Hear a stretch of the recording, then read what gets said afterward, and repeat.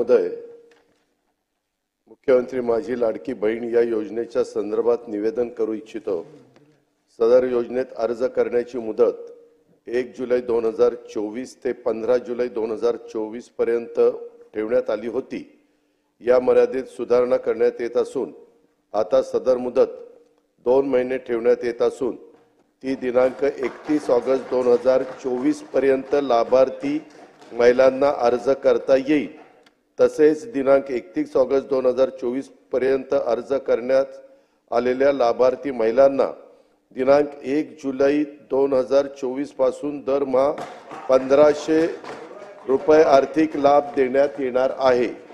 या योजनेच्या पात्रतेमध्ये अधिवास प्रमाणपत्र आवश्यक असल्याचे नमूद करण्यात आले होते।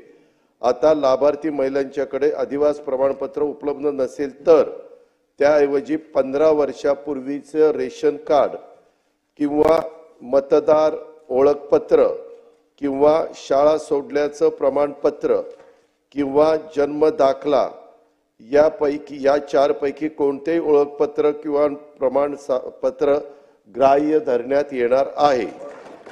सदर योजनेत 5 एकर शेतीची अट होती ती वगळण्यात आली आहे।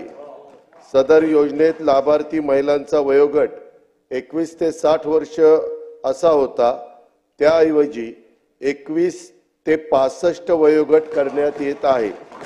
परराज्यामध्ये जन्म झालेल्या महिलांनी बॉर्डरवर हा प्रश्न आहे आपल्या महाराष्ट्राच्या महिलांनी महाराष्ट्रातील अधिवास असणाऱ्या पुरुषांबरोबर विवाह केला असेल तर अशा बाबतीत त्यांच्या पतीचं जन्म दाखला किंवा शाळा सोडल्याचे प्रमाणपत्र हा अधिवास प्रमाणपत्र ग्राह्य धरण्यात येईल।